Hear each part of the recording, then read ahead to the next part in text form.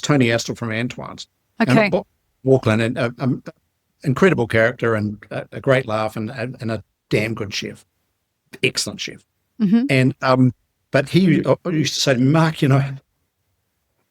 everybody wants to eat off the nostalgia menu.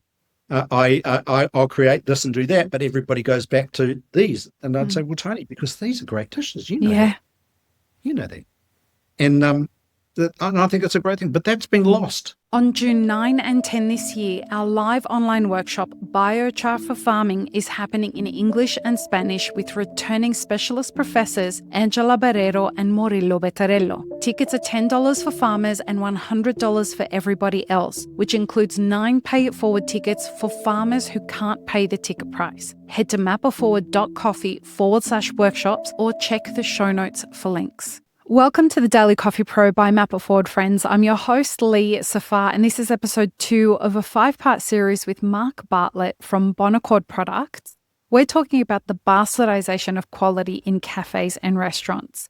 In the last episode, we kind of explored what quality is, and we ended the conversation talking about the relationship between quality and nutrition and the supply chain, for all intents and purposes, where it was grown, where different things come from and what relationship that has with quality. In this episode, we're going to talk about when did our focus shift away from quality and what have we replaced that with. In the 20 years that I've been in the coffee industry, Mark, and in hospitality in general, I started to notice that there was a shift from what the consumer was requiring and our role in meeting that. And coffee was going in a different direction than what I saw food was going in. What I mean by that was, when I started in this industry, we didn't really have this name specialty coffee. It was, we had Lavazza, Segafredo, Illy, that was that coffee. And then we had this other thing that was emerging, which was Toby's Estate Coffee and Campos Coffee back in the Sydney days. And it was in the very first years of those brands coming to market. And we knew that that was something different because the coffee was being grown in a different way by the farmers and it was being processed in a very different way. And the roasters who were roasting that coffee were artisan roasters. And so we called it artisan coffee or artisanal coffee, and the other stuff was the commercial stuff. And as we started seeing that really become a thing in coffee, quality started to become this like thing we would hang our hat on as baristas, right? And say, we've got actual good quality coffee. Everything else is rubbish. And, that's a debate that we can continue to have forever and ever. But what we started to see in the kitchen was that there was a shift away from simple, good quality produce to let's do these let's bastardize the fast food versions of everything and make them very posh. Let's take a grilled cheese sandwich and add some truffle to it, and then let's make it like a bougie grilled cheese sandwich and sell it for $200. There was this weird thing that was going on in food and in coffee that they weren't correlating. It was kind of all over the shop. Why do you think that there was this focus away from quality in kitchens? Or do you think there was? Yes, I believe there has been. Although there are a lot of people in kitchens who really want to do good things. Right. But they get their hands tied. Mm-hmm. One of the first things is about, really comes down to who owns this business. Right. So you have a cafe and you go in there and it's extraordinary and you think this is wonderful and everything that I'm eating or consuming is absolutely delicious. Mm. I would venture to suggest that 9 times out of 10, that's an individually owned cafe or individually owned restaurant. Right. I'll give you a very good example of that here in Dubai, 2 of them. One is raw. Okay, well, I may be biased, so I have to take that. Fair enough. But I remember I'm walking not, in. and I'll back that. I remember walking into the raw the first time and thinking, oh God.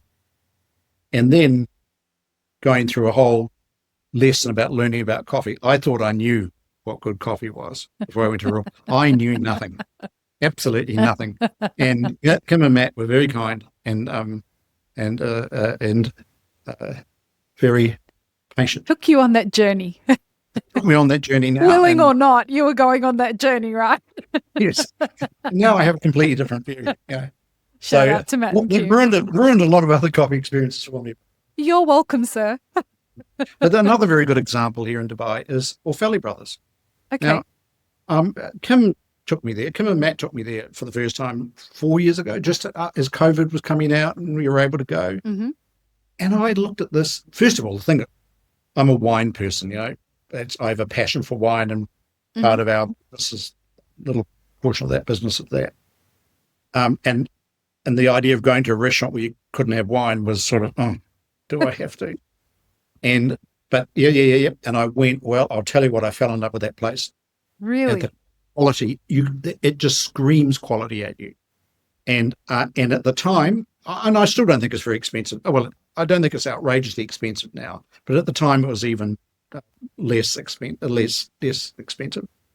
And we just had this experience. Mm. And I think it's three brothers, or four, I don't know, who take control of this business and are passionate about every single little thing that goes into their product. Now, you can't repeat that in a corporate environment because it's just not possible. You can set that up to say, this is my desire, but there's always too many other things in the way to make that happen. So, Jamie Oliver's tried. Jamie, listen, I know Jamie. Well, I don't know him. I've met him several times. He probably doesn't even remember me. But I have a lot of respect for Jamie. He came out of I'm just trying to think of the name of the Riverside Cafe in London. Uh-huh.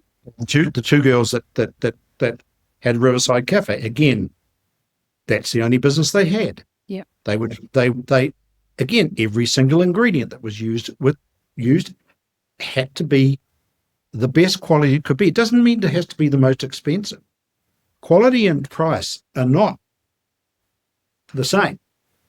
And we're going to have a full episode in this series about that because it is a major chunk of this discussion in businesses today. Because I know that there's business owners that are listening to you right now and saying, I would love to have heirloom tomatoes on every cheese and tomato sandwich that I serve. But I can't fucking afford heirloom tomatoes. They're $25 a kilo. Yep.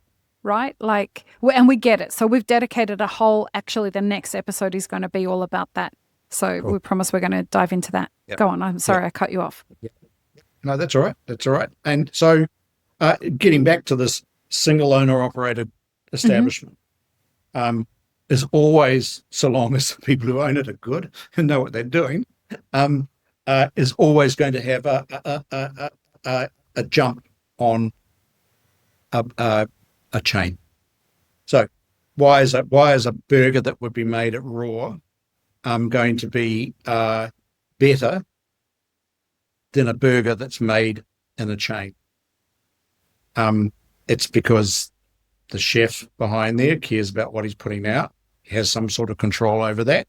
He's involved in the ordering of the materials that go with it, the bun, the bread, the lettuce, the tomato, the beef, or the chicken, or whatever it may happen to be. They have control over that. And when it's not right, and that happens all the time in kitchens, food will come in, it's not right, has to go back. Mm-hmm. You can't have that in big chains. Sure, they have safety systems and certain standards that work, but it's a machine. And so in order to get that, you have to dumb the product down. Now, a lot of people will say to me, be listening to this, who are in that sort of business, will say, oh, he's talking rubbish. But the reality is that's the truth. And sure, say, for example, a McDonald's hamburger, I think basically they do a very good job overall. But it is what it is. And it doesn't pretend to be anything else. I think if I go, but having said that, I'm going to have to eat some of my words. When you go to Japan and I always say in Japan, the best McDonald's in the world that I have experienced, and I don't eat there much. I was just going to say, bro, how much are you eating McDonald's? I not a lot, but occasionally, you do. I'm happy to hear that. And yeah, we sin. But a McDonald's hamburger in Japan is the best in the world from my experience. Because I hear it's real beef. Yep. Plus it's the work ethic of the staff. So, for example, in New Zealand, it's an entry level job for somebody, and those will go up to the ranks and become management. They stay in it, but by and large, students, whatever it happens to be. And but in Japan, because the nature of the Japanese psyche, they want that by and large, they want that to be the best it can. So they'll make sure it is. Of course, they make mistakes. Everybody does. But that focusing on detail and getting you out this burger, it's a joy to see. Mm-hmm.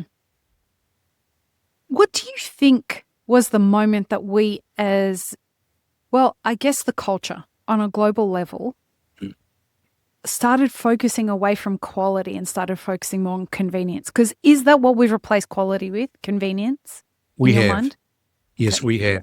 If we go back to school days, and this is very sexist, of course, but in the school days, there was most women went through a home economics class, and you learned to cook the basics.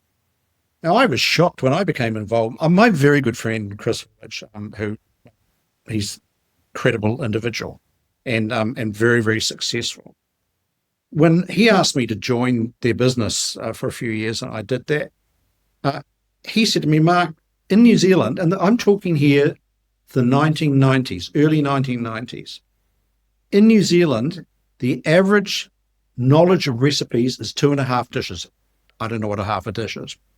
But that was what that was the level of competence in the kitchen for the average household in New Zealand, and I was shocked to hear that. Not in an Arab household, I can tell you that. And absolutely different culture, no different approach. Yeah. When I got married, I knew how to cook everything. Yep. My mother made sure of it. And aren't you pleased? Absolutely. Yep. Absolutely. So a lot of this convenience all started and I say in the Western world, it started in Australia, New Zealand, the United States, Canada, and the UK particularly, to a lesser degree in Europe, although that it's not immune to that. But Europe's quite special in many ways. And that drove all of the big putting together big manufacturing plants, putting together, making bigger is better, and we can make it cheaper, and we're doing this all for the good of you. And so convenience drove that. I never forget once a friend of mine said to me, "Oh, Mark, do you realize that the grating of cheese increased the cheese production, cheese consumption in New Zealand and Australia?" No shit. I can't remember the percentage. I cannot remember the percentage, but it was staggering. It might have been 30%. Because people didn't have to grate their own cheese anymore? Well, I just said to them, why would you buy grated cheese? Yeah. I just didn't understand. Why would you buy it?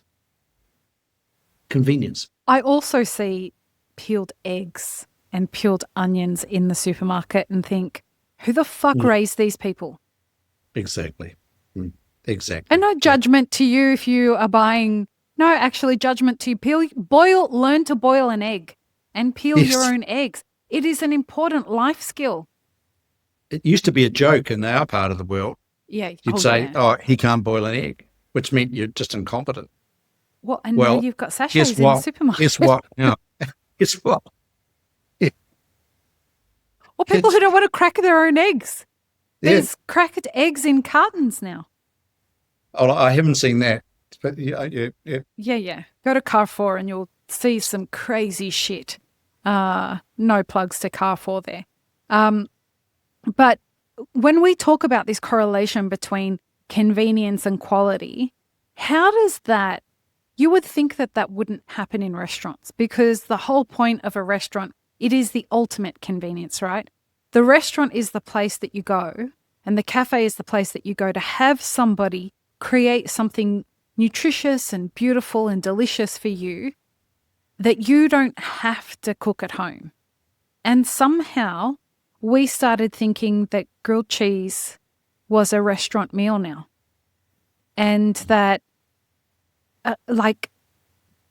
it's comfort food. Okay, comfort food, but at the same time, it's not a complicated thing. Salads seem to be this thing that are being served. I mean, look, I'm just confused by how some of the things that are selling in restaurants these days have become this like wondrous thing. And you could argue that things are coming full circle now. That with this introduction of like trad wives. Have you heard of the trad wife? A trad wife is short for a traditional wife, and she's the wife that stays home and, you know, has a homestead and milks the cows and cooks all the food and does the sourdough. And there's a big turn going back to traditional, you know, ways in the home. But, and, you know, the pandemic was big in sourdough making and people starting to care about their own food again. So I think that the pandemic sort of created this line in the sand where people started questioning this idea of convenience and quality and what's my relationship to that. Absolutely. But restaurants seem to be beholden to trends. A lot of restaurants seem to be beholden to what is the trend telling me that I have to make so that I can have a business, as opposed to the way that I think, and tell me if I've got this wrong, it used to be that you chose a restaurant because it was doing something different. It was doing something cool. It was setting its own tone in a market. Am I remembering that wrong, or? No, you're entirely right in this. Remind me to go back to ingredients to you on this, but we moved away from having restaurants that were making a beautiful dish, and that was their signature dish, and or several dishes. And they would be in business for 20, 30, 40, 50. And you go back even into Spain and Madrid, you know, there's one restaurant there, supposedly the oldest restaurant in the world. And they're known for one dish. And everybody goes there. In Japan, the same thing. It's, you don't go to a restaurant and get a menu with 45,000 choices. It's ridiculous. You go there and here's the list. It's here. Do you want soba noodles this way, this way, this way, or this way? If you don't want soba noodles, you go to somewhere else and have something else. Now that has been lost in the restaurant industry. This thing, everything has to be new. I always used to say to my teams, change for change's sake is unacceptable. If you have a dish that's beautiful, don't take it off the menu unless you're going to put something on that is more beautiful. I've had a friend of mine in New Zealand had one of New Zealand's, well, arguably one of New Zealand's greatest restaurants, and he was in that for 40-something years, and he created this nostalgia menu. So all the dishes that he couldn't, is Tony Astrel from Antoine's. Okay. And Auckland, and incredible character and a great laugh and a damn good chef. Excellent chef. And but he used to say to me, Mark, you know, everybody wants to eat off the nostalgia menu. I'll create this and do that, but everybody goes back to these. And I'd say, well, Tony, because these are great dishes, you know that. You know that. And I think that's a great thing, but that's been lost to some degree, or to a big degree, actually. Everything's got to be bling, something that, some ingredient it's you've TikTokable. never heard of. You know, how many times you look at a menu and think, what's that? Yeah. Most people won't ask because they're embarrassed, because they don't want the waiter to think that you don't know what it is, and more often than the waiter doesn't know, or waitress doesn't know. But it's getting away from creating something beautiful that stands the test of time. And, you can look at fast food, and arguably, what's most fast food? Burger, pizza, fried chicken. And French fries. Yeah, well, French, I think the French have got a bad rap for that, but I worked at Bill's. It was the second place I worked in my career in hospitality. And it was at the OG Bill's. For anyone who doesn't know, go look it up. It's iconic in Sydney, and rest in peace, Bill Granger. We used to have bus loads every weekend of Japanese tourists show up and get so excited about the ricotta hotcakes. And they would just fly from Japan for a few days and come and eat at Bill's. It was on their list of the things that they wanted to do, these ricotta hotcakes. And no matter, as soon as the conversation came up of should we keep the ricotta hotcakes on the menu or not, it wasn't even like plausible to take it off. And then one day there was a banana shortage. I don't know if you remember, there was some cyclones up in Queensland, and bananas became like $100 a kilo. And we had to leave signs on the door that said no bananas held on premises. But the dish, it's a real thing. But the dish, the ricotta hotcakes, had a whole banana in them. And so the question was, what do? Do we continue to buy the bananas at $100 a kilo and put the banana on the dish, or do we change the dish? And it was unquestionable. We do not change the dish. The dish is the dish. This situation will come and go. We will buy as much as we can afford in bananas, and then we 86 it. Once we're done, we're done. But we do not touch the quality of this dish. Yep. And I feel like that excellence and that aspiration, that creativity is something that we don't revere in our businesses as much as we used to. Maybe that we don't. It is old school. I don't know. But it is something, as business is starting to get harder to do and people are trying to differentiate themselves, I feel like a return to quality in ingredients and a return to creativity in the things that we're offering people is the way to go. Or perhaps I'm just too idealist and fucking crazy. No, I don't think you are. I think let's look at raw, for example. I'm come on, Matt, indulge me, because they allow me to work with the chefs in the kitchen to talk. Well, they love you, and that's fabulous, and I enjoy that.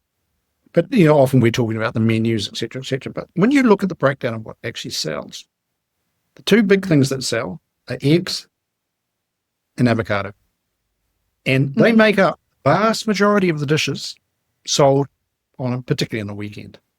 A beautifully cooked egg and some beautiful avocado. Simple. Absolutely delicious. You might get a bit adventurous and make a guacamole out of it.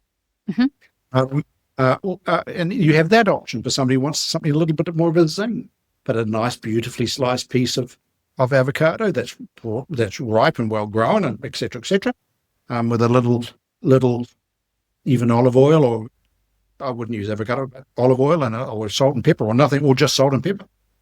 And with egg. Wonderful. Great sourdough. Yep, on great sourdough, they have a beautiful bread. Yep, really, really good. So, that's simple.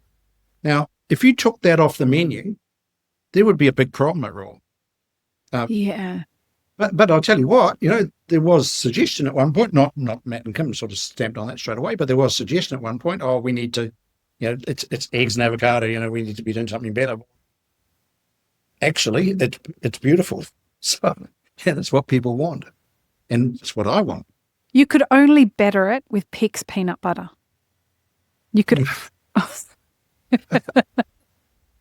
And Pix is a New Zealand brand. It's the best peanut butter in the world, but you could only better eggs on toast or avo on toast with peanut butter on toast. Having said that, We're going to wrap up this episode. And in the next episode, folks, we're going to talk about what the relationship is between quality and money in cafes. And Pix is a really interesting place to start that conversation. So join us for that. Peace, love, and peanut butter. Have an amazing rest of your day. I really hope you enjoyed this episode, friends. Please don't forget to show us some love by subscribing, liking, commenting, and most of all, sharing this podcast with your friends. Check the show notes for links, including our sponsors and our Patreon, and stay tuned for more great conversations on the Daily Coffee Pro by Map It Forward.